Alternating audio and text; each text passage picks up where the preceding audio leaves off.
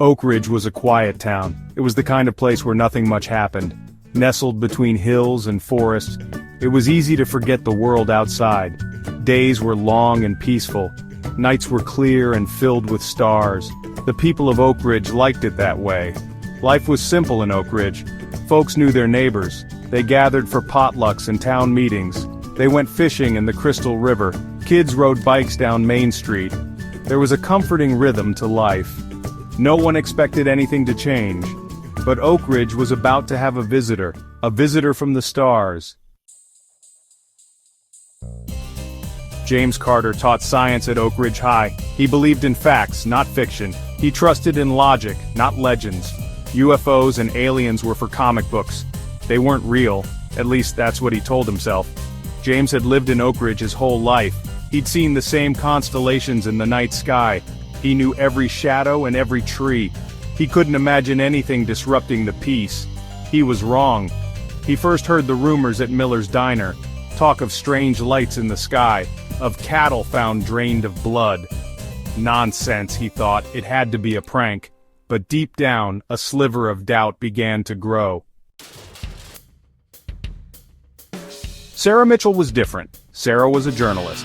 She had come to Oakridge to escape the city noise, to find a quiet place to write. But Sarah was drawn to the unexplained. She couldn't resist a good mystery. The cattle mutilations had piqued her interest. They were bizarre, almost surgical. The local sheriff dismissed them as animal attacks. But Sarah sensed something more. She started asking questions. She talked to farmers. She examined the evidence. She knew something strange was happening in Oakridge, and she was determined to find out what. The night started like any other. Crickets chirped, an owl hooted, a dog barked in the distance. In his living room, James Carter sipped his coffee, lost in thought. He glanced at the newspaper. Sarah Mitchell's article stared back at him. Mysterious happenings plague Oakridge. He shook his head. Nonsense. Then the lights went out. It wasn't just his house. The whole street was plunged into darkness. He stepped outside. His neighbors were doing the same. Confusion rippled through the crowd, then a collective gasp. High above, a light appeared. It pulsed with an eerie, otherworldly glow. Section 5. The town in chaos. Panic started to rise. The air crackled with static. Radios sputtered with bursts of white noise. Cell phones went dead. The light in the sky grew larger. It pulsed with an unnatural rhythm. Fear spread like wildfire. Dogs howled. Babies cried. The night was alive with a terror no one could explain. James Carter stood frozen on his porch. His scientific mind struggled to find a rational explanation. There was none. This was something else, something impossible. Sarah Mitchell raced through the streets, her reporter's instinct kicking in. She had to document this. She had to warn people. But warn them about what? She didn't know. Not yet. The light descended. It hovered over the town square, a giant pulsating orb. It was a disk, immense and silent. Its surface shimmered with an eerie metallic sheen.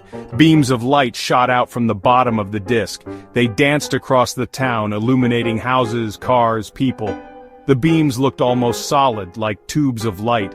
They pulsed with an energy that seemed to vibrate in the air. The fear was palpable now. It was a suffocating blanket smothering all hope. James Carter stared, his mouth agape. He could feel the hair on the back of his neck stand on end. This couldn't be happening. It was impossible. Yet, there it was, right before his eyes. The beams of light began to pull things up. A newspaper stand crumpled and flew skyward. A dog barked once, then vanished in a flash of light. People screamed, their voices lost in the roar of the unknown. One by one, people began to disappear, swallowed by the light. A young couple holding hands. An elderly man struggling against the pull. A mother desperately clutching her child. Gone. Swallowed by the light. James Carter watched in horror as his neighbors, his friends, were taken. He felt a surge of adrenaline. He had to get out. He had to run. He saw Sarah Mitchell. She was running toward the woods, her face pale but determined. She saw him and shouted, "James, this way!"